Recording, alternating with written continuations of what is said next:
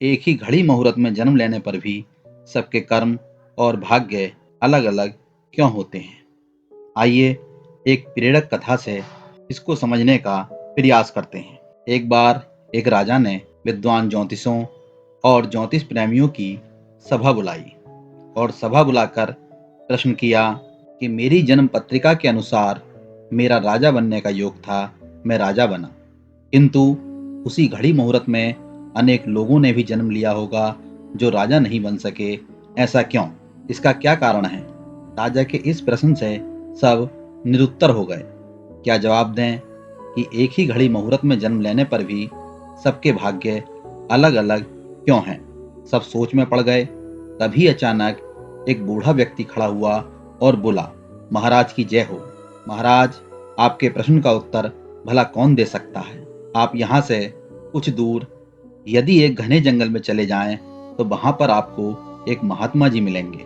उनसे आपके प्रश्न का उत्तर आपको मिल जाएगा। बूढ़े व्यक्ति की बात सुनकर राजा की जिज्ञासा और बढ़ी और वे घने जंगल की ओर चले गए। राजा ने घोर जंगल में जाकर देखा कि एक महात्मा आग के ढेर के पास बैठे हुए थे और अंगार खाने में व्यस्त थे।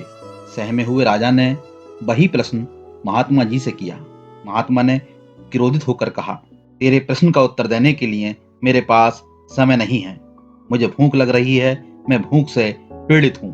तू यहाँ से चला जा। महाराज ने हाथ जोड़कर कहा कि हे प्रभु, आप मुझे मेरे प्रश्न का उत्तर तो दे दीजिए।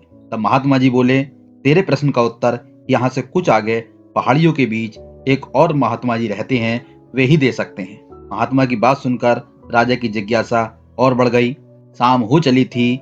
अब राजा अंधकार में पहाड़ी मार्ग से होता हुआ बड़ी कठिनाइयों से एक दूसरे महात्मा जी के पास पहुंचा। वहां तक जाते जाते दिन निकल आया था। जैसे ही राजा ने महात्मा को देखा, महात्मा को देखकर राजा हक्के बक्के रह गए। दृश्य ही कुछ ऐसा था। वे महात्मा जी तभी अपना मांस चिमटे से नोच नोच कर खा रहे थे।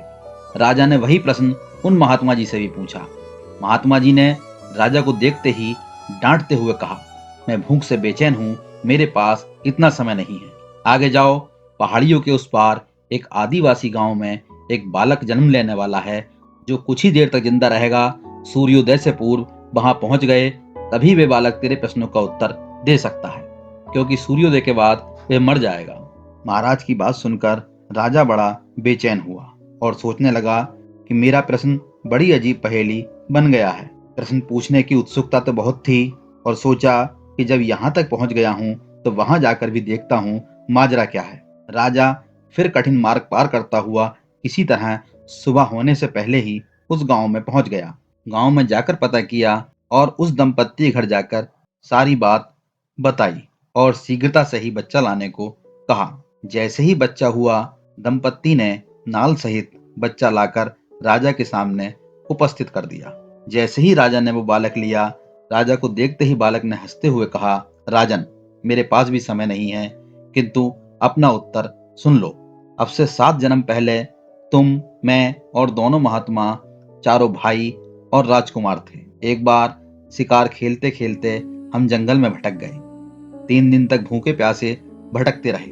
अचानक हम चारों भाइयों को आटे की एक पोटली मिल गई। जैसे तैसे हमने 4 हिस्से बांटकर और अपना अपना हिस्सा लेकर खाने बैठे ही थे कि भूख प्यास से तड़पते हुए एक महात्मा आ गए। जो महात्मा अंगार खा रहे थे, उन भैया से उन्होंने कहा, बेटा, मैं 10 दिन से भूखा हूँ, अपने खाने में से मुझे भी कुछ दे दो। मुझ पर दया करो, जिससे मेरा भी जीवन बच जाए। इस घोर जंगल से पार निकलने की मुझ में बिल्कुल भी सामर्थ्य नहीं है।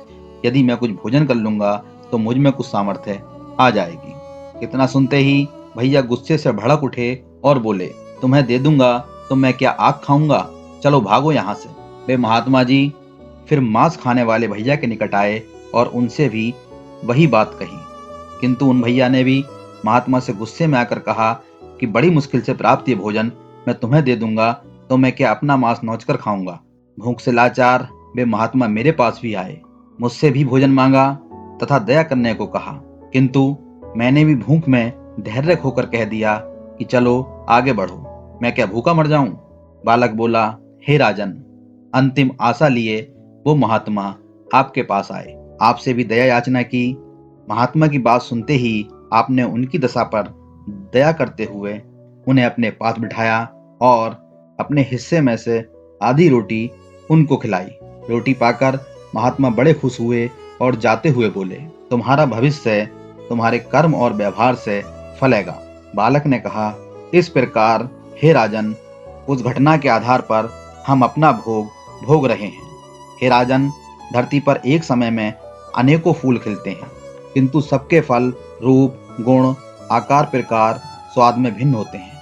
इतना कहकर वह बालक मर गया। राजा को अब अपने प्रश्न का उत्तर मिल गया था। राजा ने ईश्वर का धन्यवाद अदा किया और अपने राज्य को लौट आया। दोस्तों, जो असंख्य जीवों के लिए दुर्लभ है, ईश्वर ने ऐसा मनुष्य जन्म हमें दिया है। जहां असंख्य जीवों को कूड़ा ढूंढने पर भी भोजन नहीं मिलता, ईश्वर ने हमें धन्यवान कुल में जन्म दिया है। ईश्वर ने हम पर भरोसा किया है, हम सब जीवों को सुख देंगे, इसीलिए ईश्वर ने हमें ये सब कुछ दिया है। अब ईश्वर के भरोसे पर खरा उतरने की बारी हमारी है। इस कहानी से आपने क्या सीखा, कमेंट करके जरूर बताएं।